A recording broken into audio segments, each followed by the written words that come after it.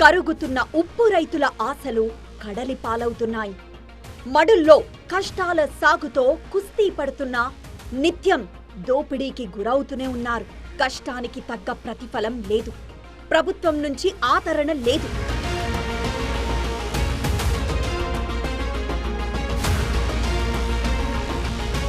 ఉప్పు రైతుల బతుకులు రుచిలేని వంటకాలుగా మారాయి. అందరికీ నోరూరించే టేస్టును పంచే వీరి జీవితాలు మాత్రం ఎలాంటి ఆదరణ లేక చప్పగా మిగిలాయి. సాగు సమస్యలతో అనేక సవాళ్లను ఎదుర్కొంటున్నారు. డిమాండ్ పెరుగుతున్న ఉప్పు, పండించే రైతుకు అప్పు. తెల్ల తొరలపై నాడు ఉప్పు సత్యాగ్రహం, దళారులపై నేడు రైతు ధర్మాగ్రహం. అంతా దళారులు పట్టుకుపోతే తప్ప మాకు వచ్చే లాభాలు ఏముంటలేదు. ఉప్పు మడుల్లో కన్నీటి సుడులు. ఉమ్మడి కృష్ణా జిల్లాలోని తీర ప్రాంతాల ఉప్పు రైతుల జీవనం దయనీయంగా మారింది. శ్రమ ఖర్చులు పోను మిగులుతున్నది అప్పులే అన్నట్లుగా తయారైంది. రీటైల్ మార్కెట్లో కేజీ ఉప్పు 20 నుంచి 30 రూపాయలు పలుకుతున్నా రైతులకు మాత్రం ఆ ధర రావడం లేదు. రైతులు పండించే 80 కిలోల ఉప్పు బస్తాకు మార్కెట్లో కనీసం 100 రూపాయలు కూడా దక్కడం లేదు. దళారులు నిర్ణయించిన రేటుకే అమ్ముకోవాల్సొస్తూ ఉండడంతో కనీస మద్దతు ధర లేక దిగాలు పడుతున్నారు. మన నాలుకకు రుచిని అందించే ఉప్పు తయారీ వెనుక వందలాది కార్మికుల కష్టం దాగి ఉంది. ఎందుకంటే దాదాపు 100 సంవత్సరాల నుంచి కూడా సముద్ర తీర ప్రాంతంలో ఈ కార్మికులు నానా కష్టాలకు ఉప్పు తయారు చేస్తున్నారు. ఉదయం సాయంత్రం వేళల్లో కాళ్ళకు చెప్పులు లేకుండా ఉప్పు నీటిలోనే ఉప్పును తయారు చేయడానికి కష్టపడుతున్న పరిస్థితులు నెలకొన్నాయి. ఈ ఉప్పు తయారీ వెనక చూసుకోవచ్చు. ఈ తెల్లటి ఉప్పు తయారీ వెనక వందలాది కార్మికుల ఎంత కష్టం దాగి ఉందో TV9 ప్రత్యేక కథనంలో తెలుసుకుందాం.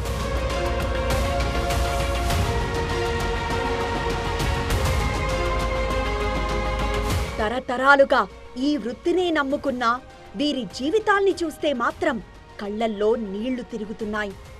ఎకరాకు దాదాపు 80,000 నుంచి 1,00,000 రూపాయల వరకు ఖర్చు చేస్తున్నారు. అదనంగా మరో 15,000 వరకు కౌలవుతోంది. ఇంత పట్టి కష్టపడ్డా వచ్చే డబ్బులు కూలీలకు కూడా సరిపోక ఆవేదన చెందుతున్నారు. ఆదాయం ఏముంది, సరైన కొనుగోలు లేక ఆదాయం తగ్గుతుంది. అంతా దళారులు పట్టుకుపోతే తప్ప మాకు వచ్చే లాభాలు ఏముంటలేదు. కష్టపడి పండిస్తున్నాం. కూలి అంతా 2 గంటలకు 300 400 ఇస్తే కానీ రావట్లేదు. వాళ్ళకి 400 కూలి ఇవ్వాలి. 2 గంటలు వాళ్ళు పనిచేసేది 5 నిమిషాలు కూడా చేయలేక ఆ కూలికి మాకు వచ్చే ధరకే గిట్టుబాటు అవ్వట్లేదు. నష్టమే కానీ తప్ప మాకు లాభం అనేది ఉండట్లేదు. వర్షం పడితే ఆ ఆదాయం కూడా ఉంటుంది. ప్రతి వంటకానికి రుచి తెచ్చేది ఉప్పే. ఆ ఉప్పు లేని కూరను ఊహించుకోవడం కష్టం. అలాంటి ఉప్పును పండించే రైతులు గిట్టుబాటు లేక విలవిల్లాడుతున్నారు. తెచ్చిన అప్పులు కుప్పలుగా పేరుకుపోతూ ఉండడంతో కష్టాల మడుల్లో కొట్టుమిట్టాడుతున్నారు. దళారులు సిండికేట్ కావడంతో వారు చెప్పిన ధరకే విక్రయించుకోవాల్సొస్తోంది. సరైన మార్కెట్ సౌకర్యాలు లేకపోవడంతో మధ్యవర్తుల దోపిడీకి గురవుతున్నారు. నిత్యం వంటగదిలో ఉపయోగించే ఉప్పు వెనక ఇక్కడ పనిచేస్తున్నటువంటి కార్మికుల చెమట చుక్కల కష్టం దాగి ఉంది. వీరు దాదాపు 2-3 నెలలు కష్టపడి ఉప్పును తయారు చేస్తే ఆ ఉప్పు ఇక్కడ ఉన్నటువంటి దళారులు కొట్టుకుపోతున్న పరిస్థితులు నెలకొన్నాయి. మనం తినే ఉప్పులు అంటే మనం తినే ప్రతి ఆహార పదార్థం రుచిగా ఉండటానికి ఇక్కడ పడుతున్నటువంటి కార్మికుల కష్టం దాగి ఉందని చెప్పుకోవచ్చు. ఎందుకంటే దాదాపు ఇక్కడ ఉప్పులో పనిచేసే కార్మికులు అంటే ఉప్పును తయారు చేయడానికి పనిచేసే కార్మికులు కాళ్ళకు చెప్పులు లేకుండా దాదాపు గంటల కొద్దీ ఇక్కడ ఉప్పు నీళ్ళలో ఉండడంతో ఇక్కడ ఉన్నటువంటి కార్మికులకు రకరకాల ఆరోగ్య సమస్యలు వస్తున్న పరిస్థితులు ఇక్కడ ఉన్నాయి. తీర ప్రాంతాల్లో మెరిసే ఉప్పు మడులు తెల్లని తివాచీలుగా దర్శనమిస్తాయి. సూర్యకిరణాల కింద వెండి ముక్కల్లా మెరిసిపోతూ ఉంటాయి. చూడ్డానికి చిన్నపాటి మంచు ముక్కలుగా కనిపించినా ఇది రైతుల శ్రమకు ప్రతీకగా నిలిచిన ఉప్పు మడుల ప్రపంచం. సముద్రపు నీటిలో చిన్న చెరువుల్లో పుట్టిన తెల్ల బంగారం. కృష్ణా జిల్లా సముద్ర తీర ప్రాంత గ్రామాలకు చెందినటువంటి వందలాది మంది రైతులు దాదాపు దశాబ్దాల కాలంగా ఈ ఉప్పు తయారీ మీదనే ఆధారపడి బతుకుతున్న పరిస్థితులు ఇక్కడ ఉన్నాయి. కానీ కాలం మారుతున్న కొద్దీ ఆ కుటుంబాలు తగ్గుతున్నాయి, ఉప్పు తయారు చేసే రైతులు కూడా తగ్గుతున్నారు.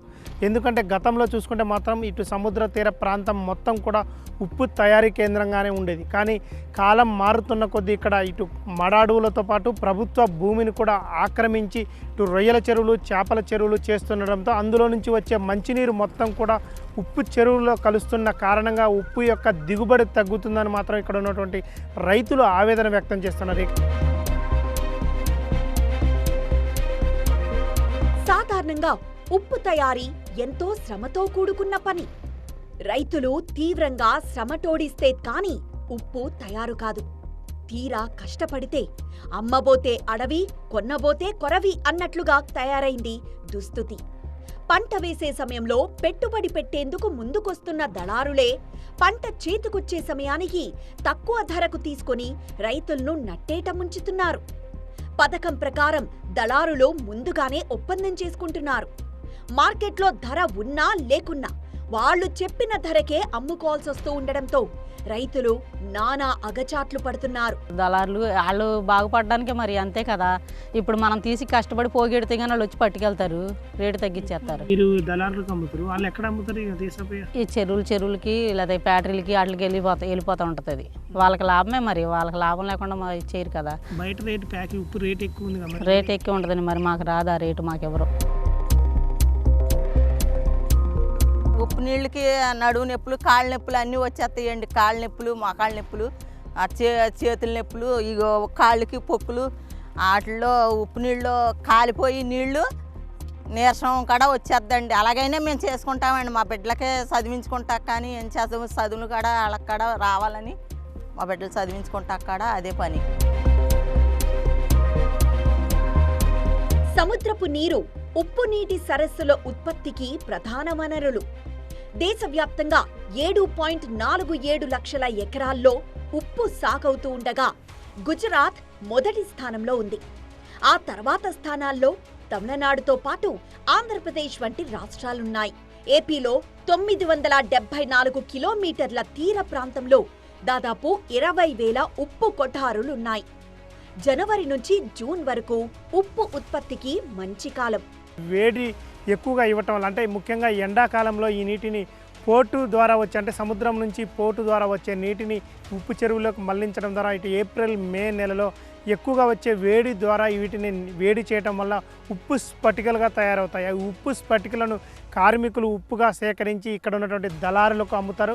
పూర్తిగా ప్రకృతి పైన ఈ ఉప్పు తయారీ ఆధారపడుతుందని చెప్పవచ్చు. ఎందుకంటే ఈ కార్మికులు 2 నెలలు కూడా సముద్రం నుంచి నీటిని సేకరించడం, అదేవిధంగా ఎండ, గాలి, నీరు ద్వారా ఈ స్ఫటికలను, ఉప్పు స్ఫటికల్ని తయారు చేయడం ద్వారా ఈ ఉప్పును సేకరిస్తారు. ఈ ఉప్పును సేకరించిన తర్వాత దళారులకు అమ్ముతారు. అంటే మొత్తం కూడా ప్రకృతి మీద ఆధారపడి సేకరించినటువంటి ఈ ఉప్పు కేవలం వచ్చే ఒకే ఒక్క వర్షం వస్తే మొత్తం కూడా ఈ కార్మికులు కష్టపడి సేకరించిన ఉప్పు మొత్తం కూడా ఆవిరైపోయే పరిస్థితులు నెలకొన్నాయి.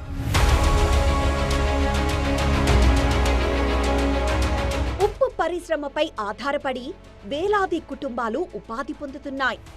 అయితే ఉప్పు మడుల్లోకి వెళ్లడానికి సరైన దారులు ఉండవు. యంత్రాల వినియోగమూ ఉండదు. మండే ఎండలోనే కూలీలు శ్రమిస్తారు. ఎక్కువ సమయం ఉప్పులో ఉండడం వల్ల కార్మికులు చర్మ సమస్యలు, శ్వాసకోశ వ్యాధుల బారిన పడుతూ ఉంటారు. కాళ్ళు చేతులు నొప్పులు ఉంటాయి. చేస్తాం, తెల్లారగట్ల 5 గంటలకు వస్తాము, 8 గంటలకు 7 గంటలకు వెళ్ళిపోతాం. మోకాళ్ళ నొప్పులు అయ్యి ఉంటాయండి, మరి చేస్తున్నాం కదా ఉంటాయి.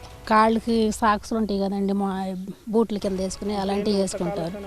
అప్పుడు ఎండెద్దు కదా, అప్పుడు వేసుకుంటాం. ప్రతి నిత్యం ఉప్పులో పనిచేస్తారు కాబట్టి వాళ్ళకి ఫంగల్ ఇన్ఫెక్షన్స్ వచ్చే అవకాశం ఉంటుంది. అసలు ఫంగల్ ఇన్ఫెక్షన్స్ కంటే డేంజరస్ ఏంటంటే స్కిన్ అల్సర్స్.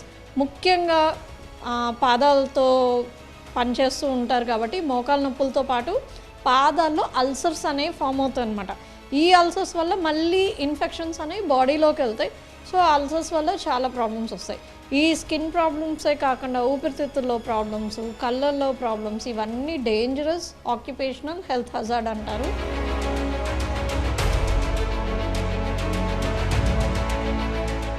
పూర్తిగా ఎండలపైనే ఈ పంట ఆధారపడి ఉంటుంది. ప్రకృతి సహకారం అవసరమే. అప్పుడప్పుడు వేసవిలో పడే అకాల వర్షాలకు ఉప్పు మడులు పూర్తిగా కరిగిపోతూ ఉంటాయి. దాంతో రైతులు మరిన్ని కష్టాలకు గురవుతుంటారు. ప్రకృతి వైపరీత్యాల సమయాల్లో ఉప్పు రాసులను భద్రపరుచుకునేందుకు గిడ్డంగులు లేకపోవడం రైతులకు శాపంగా మారింది. ఉప్పు పండిందంటే పండించిన సంవత్సరం ఇలాగా ఈ రకంగా స్టాక్ పెట్టుకుంటాం. ఇక్కడే మేము ఆ రోడ్డు కాడి నుంచి యువతలకి ఇంచుమించు 1 కిలోమీటర్ ఉంటుంది. అక్కడికి వెళ్ళే మార్గం లేదు. ఇక్కడే స్టోరేజ్ స్టాక్ పెట్టుకొని ఇక్కడే మేము ఆపుకుంటూ ఉంటాం. మళ్ళీ జనవరి వచ్చేటప్పుడు జనవరి నెల వరకు ఉప్పు పండిస్తాం. మళ్ళీ వర్షాకాలం అన్నాలో ఇక్కడే స్టాక్ పెట్టుకుని ఉంటుంది. సరైన రహదారులు లేక రోడ్లు లేక ఈ ఉప్పు ఇక్కడే స్టాక్ పెట్టుకుని మళ్ళీ జనవరి వచ్చి మళ్ళీ వచ్చి ఈ టైం వరకు ఉప్పు ఇక్కడే ఉంటుంది. మంచి రేట్ వచ్చి టైంకి వర్షాకాలంలో అమ్ముకుంటాకే గిట్టుబాటు ధరకు అమ్ముకోలేని పరిస్థితి మాది. కష్టాలతో సాగయ్యే ఈ పంట ఉత్పత్తిపై రాను రాను రైతులు ఆశలు వదులుకుంటున్నారు. కొందరు తరతరాలుగా చేస్తున్న పని కావడంతో వేరే దారి లేక ఇందులోనే కొనసాగుతూ ఉండగా, మరికొందరు మాత్రం ఈ పంటకు స్వస్తి పలుకుతున్నారు. దీని కారణంగా వేల ఎకరాల్లో సాగయ్యే పంట ఇప్పుడు క్రమంగా తగ్గిపోతూ ఉండడం కలవరపెడుతోంది.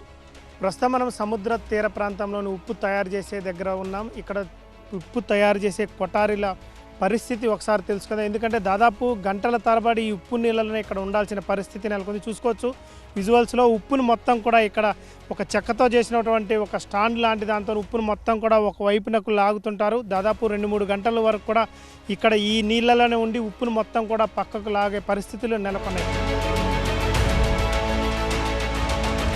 ఉప్పు మడుల్లో సముద్రపు నీరు ఎండకు ఆవిరై తెల్లటి స్ఫటికాలుగా మారే ప్రక్రియనే ఉప్పు తయారీ అంటారు. తీర ప్రాంతాల్లో సముద్రపు నీటితో పాటు బోరుబావుల నీటిని చిన్న చిన్న మడుల్లోకి పంపుతారు.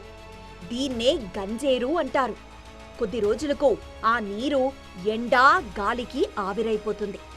ఆ తర్వాత వాటిని ఎడమడికి మళ్లిస్తారు. ఆ సమయంలో నల్లని ఇసుక చల్లుతారు. 10 రోజులకు భూమిపై తెల్లటి ఉప్పు పొరలుగా ఏర్పడుతుంది. అక్కడి నుంచి పంట మడికి చేర్చి కళ్ళుప్పును తీస్తారు. సముద్రం పోటు సమయంలో వచ్చే నీటి నుంచి ఇక్కడ ఇంజన్ల ద్వారా ఆ నీటిని రైతులు సేకరించి పక్కన గంజేరులోకి పంపిస్తారు. అక్కడ ఏప్రిల్ మే నెల అంటే ఎండ తీవ్రత ఎక్కువగా ఉన్న సమయంలో ఆ నీటిని బాగా వేడి చేస్తారు. ఆ వేడి చేసిన తర్వాత ఆ నీటిని బాగా వేడైన తర్వాత ఇక్కడ చిన్న చిన్న మడుల్లోకి పంపిస్తారు. ఆ మడుల్లో మొత్తం కూడా వేడైన నీటి ద్వారా ఇక్కడ ఉన్నటువంటి కార్మికులు ఉప్పును తయారు చేస్తారు.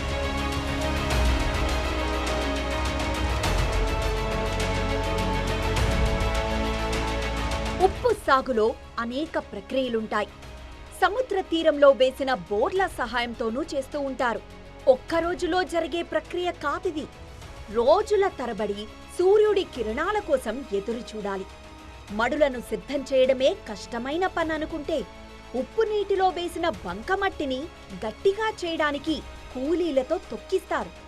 అది గచ్చుమాదిరిగా మారాకే ఉప్పు తయారీ మొదలవుతుంది. ఈ నీటినే సాళ్ల రూపంలో మడుల్లోకి వదిలితే సూర్యుడి వేడికి మెల్లగా స్ఫటికాలు మారుతాయి. ఆ పొడి నీళ్ళ వల్ల తోడతాం సన్నంగా తీసుకొని ఆ నీళ్ళు తోడిన తర్వాత ఇట్లా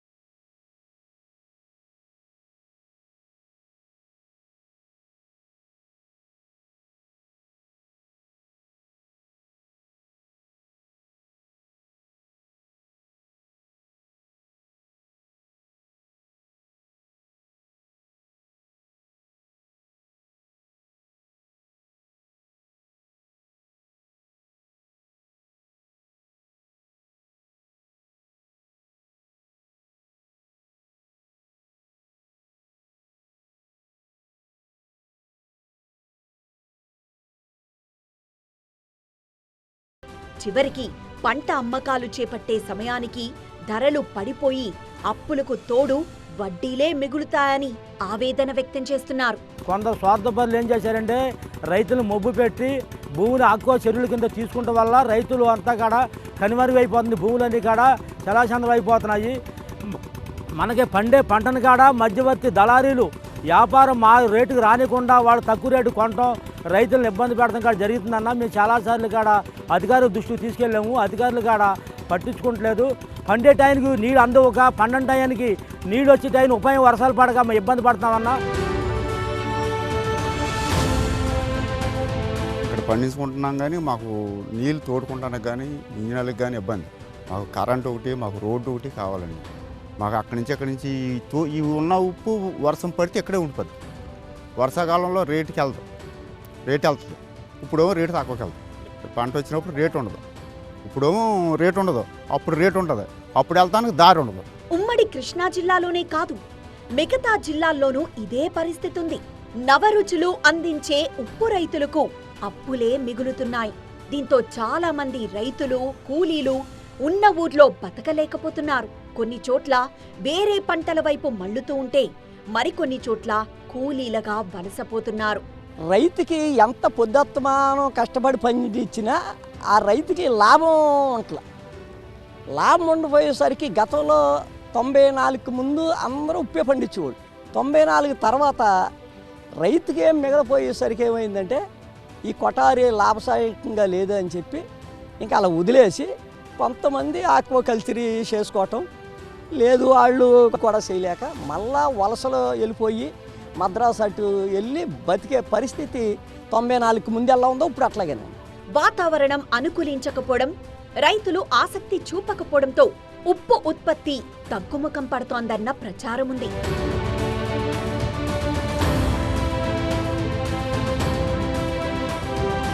ఉప్పు రైతులను పట్టించుకునే నాథుడు కూడా లేకుండా పోయాడు.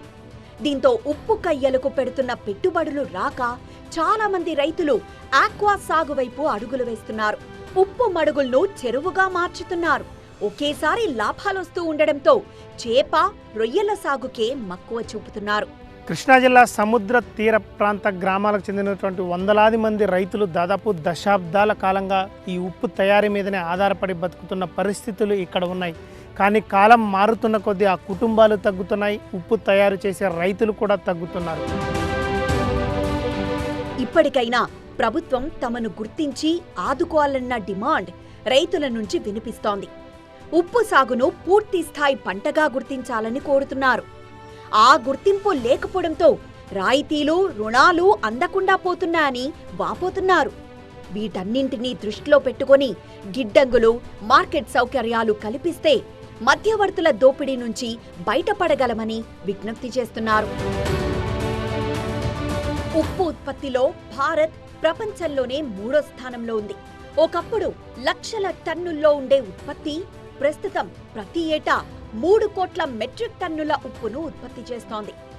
దిగుమతి చేసుకునే స్థాయి నుంచి ఎగుమతి చేసే స్థాయికొచ్చింది. గవర్నమెంట్ నుంచి సాల్ట్ కొటారి చెయ్యాలి అంటే కనుక ఏదన్నా రైతుకి మేలు జరిగేటట్టుగా ప్రభుత్వం ఇంతకైతే వ్యవసాయంకి ఏ విధంగా రుణాలు మంజూరు చేసి ఇవన్నీ చేశారో సాల్ట్ కొటారు కార్మికులకి కానీ సాల్ట్ కొటారు రైతులకు కానీ ఏదన్నా ఒక స్కీమ్ అనేది ప్రత్యేకమైన ప్యాకేజీ ఇచ్చి వాళ్ళని ప్రోత్సహిస్తే ఆ రైతు నిలబడి కొటారు చేయడానికి అవకాశం ఉంది. కానీ అంతకు మించి వాళ్ళు వ్యక్తిగతంగా వాళ్ళు స్వయం దృష్టితోటి ఏదన్నా చేయాలన్నా కూడా ఏమీ ఇదివరకులాగా కొటారు చేసే రైతు ఎవరూ లేరు.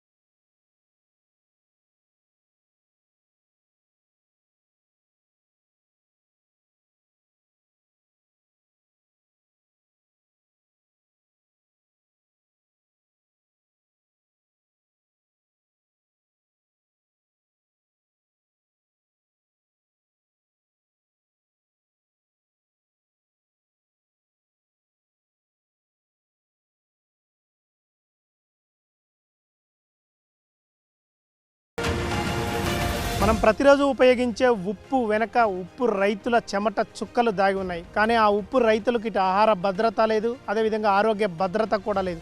ఇకనైనా ఇటు సమాజంతో పాటు ప్రభుత్వం కూడా ఈ ఉప్పు రైతులను ఏదో రకంగా ఆదుకోవాలని మాత్రం ఇటు సామాజికవేత్తలు కోరుతున్నారు. బ్యాంకుల నుంచి కూడా రుణాలు కల్పించాలని మాత్రం ఇక్కడ ఉన్న రైతులు కోరుతున్నారు. వీడియో జర్నలిస్ట్ శ్రీరామ్తో శ్రీధర్, TV9 కృష్ణా జిల్లా సాగర్ తీరం నుండి.